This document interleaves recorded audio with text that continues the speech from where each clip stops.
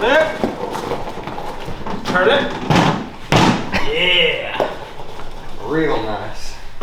So I have no clue what brand this buggy is, but has independent front and rear suspension, and the front is pretty decent. Like shock wise, we'll have to put new ones. Back is like a brick for sure. Looks a little weird, but I think it'll look sweet when we get done with it. And when we put bigger tires, it's gonna be nothing. We can use the factory spindles, they're actually really good. We can just make longer A-arms for it, which in return will lift it, and probably won't have to change the back at all, other than maybe make it wider. But okay. So Small Engine Warehouse sent us this Vangaurd 23 horse. This is one of the best V-twins, like hands down, to build. It's a real close race between this and a Kohler, but we chose to do the Vangaurd because EC Carburetors is coming out with rods, rockers, everything for this thing. So we should be able to make a good, like, crazy amount of horsepower with this thing, but not at first. We're just going to do it stock. So it's going to be a pretty, like, super fast to install, because all we're going to do is put an engine plate somewheres in this. I don't know how low we're going to mount the engine, probably like sitting on something like that, I would imagine. We will have to do some bracing, but this is going to be a sweet buggy. All we have to do is like replace brakes, chain, stuff like that, mount the engine plate, get the CVT set up, because this does have a reverse gearbox, forward and reverse neutral gearbox. I don't know how strong it is. We're gonna find out. And if something happens and it blows, what we can do is just make this the jack shaft area and run up to a different reverse gearbox. So that's what we're gonna do today. Mount this engine, put new V-treads on the front just because it's what it has on it, and we have some sitting outside. Got to replace the brakes. I don't know what rear calipers it had on it. Hopefully we have something that'll work, and just get chains on it, stuff like that. Put new 50 chain. Try to get it where it's a complete vehicle, and then probably it'll go on to another episode of actually like trying to drive it, but we'll see how it goes. But huge shout out to Small Engine Warehouse. Check out their website, linked in the video description, as well as this engine. One big thing they do is make retrofit kits. So if you have an old outdated John Deere with like maybe an opposed twin or something on it, they make kits so you can bolt engines just like this, like 100% stress free. You bolt it, they even make harnesses that plug up to the factory harness, so you can repower your old antique equipment and tired equipment. So they're going to be an awesome sponsor of the channel for sure. They're one of the biggest Briggs dealer in the United States, other than Briggs himself. So they do be moving some engines.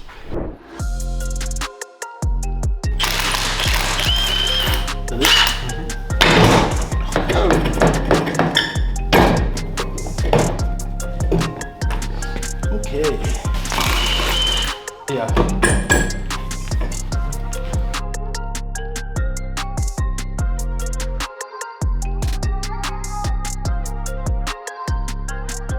Yeah, so what's happening is where it's got these like button head Allens back here, once we slide the brake on, easy big daddy, slide the brake on and get the bolts on up, the body is hitting that. So what we'll have to do is, I have some different bolts for these. We can pull this off. The bearings, does yours feel good when you spin it around?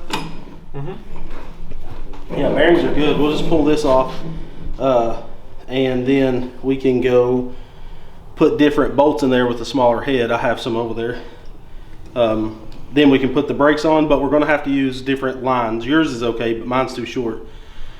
And we might have to use different master cylinder too, because the rear, I have a different master cylinder over there, because this needs a 4-port setup, basically, because of this having dual rear brakes. Most of them only have single, and I don't know about the rear brakes. We might only have front at first.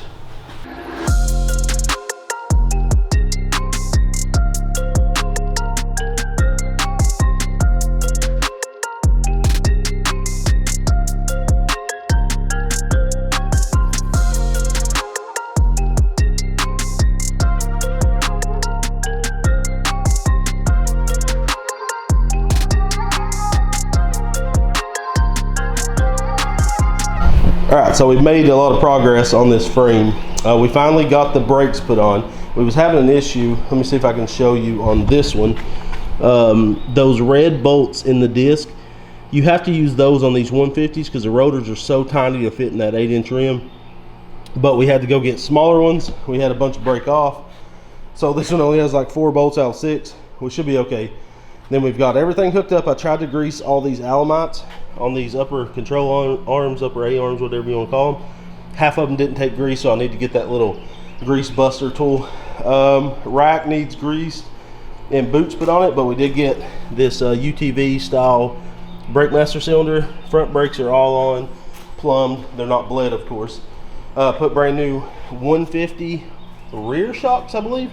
In the future, we can just make longer tie rods, upper A-arm and lower A-arm, and move this out and put 26s on it, like that one.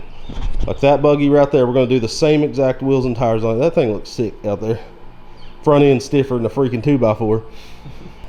We had the steering hooked up, but we pulled this shaft out because I need to put a 3-bolt flange on it to use the go-kart style steering wheels that we use.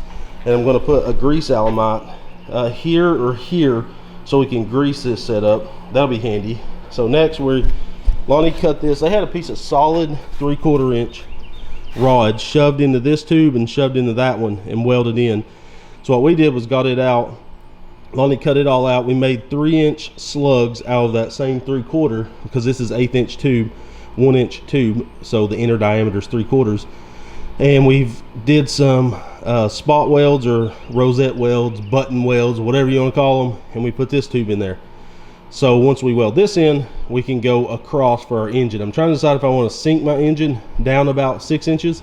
We already cut the plate, which is right there out 3/16. And I know people gripe that we do a long engine plate, but that gives us a lot of area to mount more stuff. And we do have to run a jack shaft right here above this differential, because it has a spline shaft, and this is a 2-to-1. So every 2 turns of this turns that one, which is awesome. So that gears us down. But we got to put our jack shaft. We're going to make a jack shaft that the rear pulley's on for the CVT, and it's going to ride here and also on the engine plate, so we can tighten up the chain. You know what I'm saying? Cool.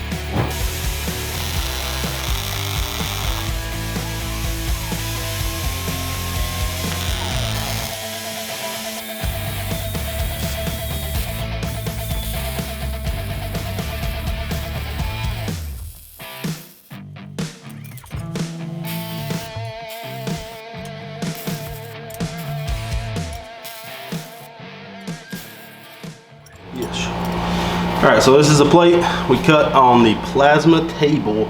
And this is going to weld under here. We're just going to eyeball align it.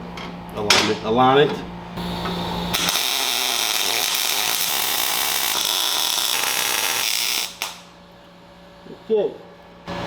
So this is the bearing housings you saw us welding up.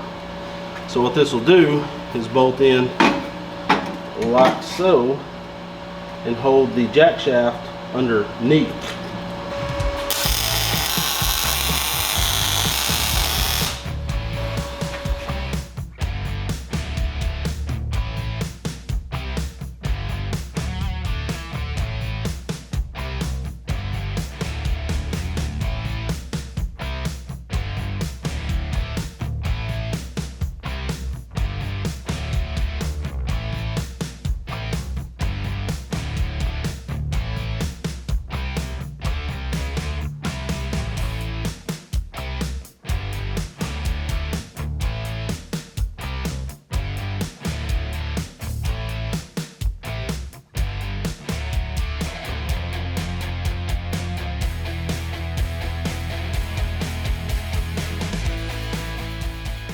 All right, so this is the U-joint setup that slides on the diff, and I'm assuming, I don't know if they made this because it kind of looks like they did, but this used to slide on the diff and go in the transmission of the original 200 or 250cc engine.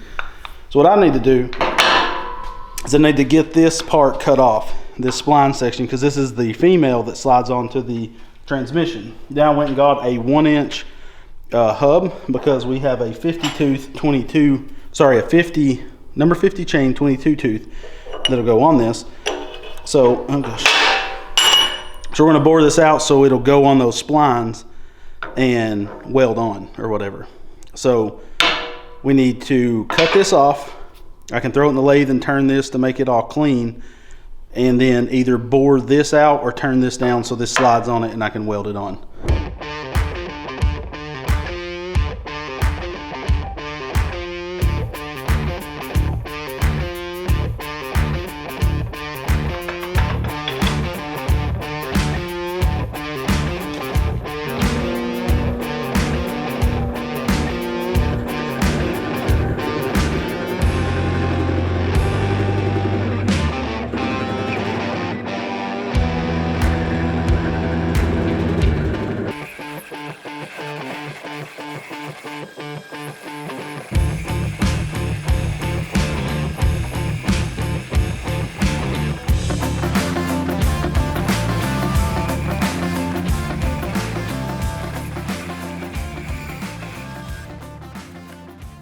Alright, so on this tool post, I don't know if you guys can see it, but I put a bunch of feeler gauges. Is it correct? No. Is it good enough? Yes. Another smidgen. I gotta convert this over to the newer tool post, which I have. That's gonna make some adjustments. So let's see.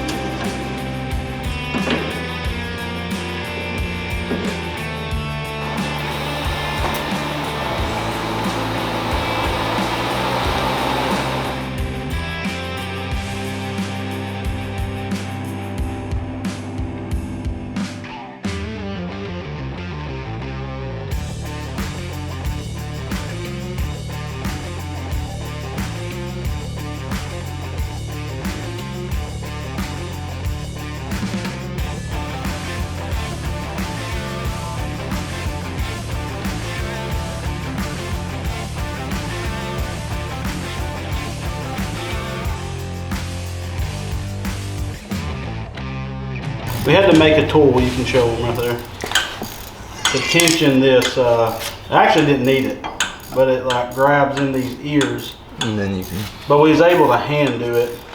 Like you don't have to have a special tool for this. We're basically done. We just got I messed up, made a boo-boo. I'll show you that in a minute. On sprockets, unfortunately, $60 mistake. That's rough. That's not the profit margins we're looking for. Now we're just bolting everything back up. We put the wheels back on. And The rear end's almost done. Pretty close. And there we go. No hiccup, nothing.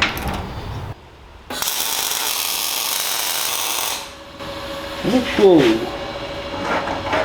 Hold on.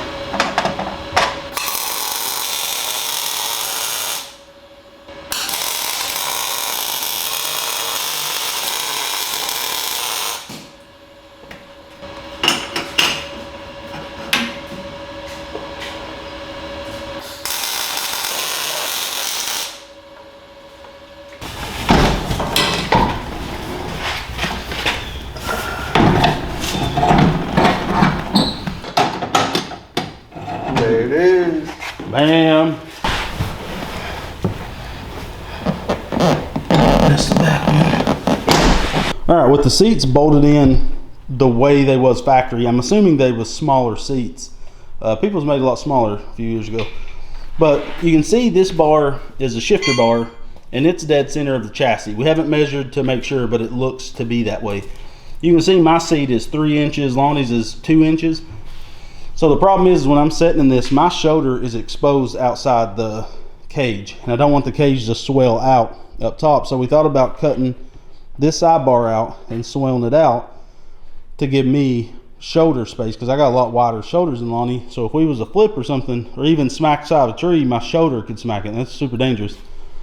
So what I think we're going to do is, instead of cutting this bar out, making it wider and stuff, because that's a lot of work, we're just going to, first off, we just use the factory tabs for these seats. I'm going to cut those completely off and drop the seat a hair bit taller than the floor.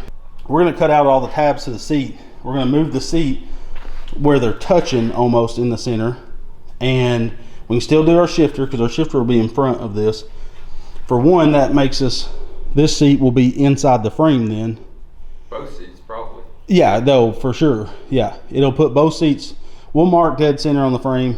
And so we're going to notch some, we're going to cut all this off camera, get the seats unbolted out. Then we can basically make our angle that's going to bolt the seats in the new position. So we're going to do that, and then we can start building the cage. So what we do is we're putting these uprights. This is different than, we're trying new tactics, okay? Heavy dose of the tack.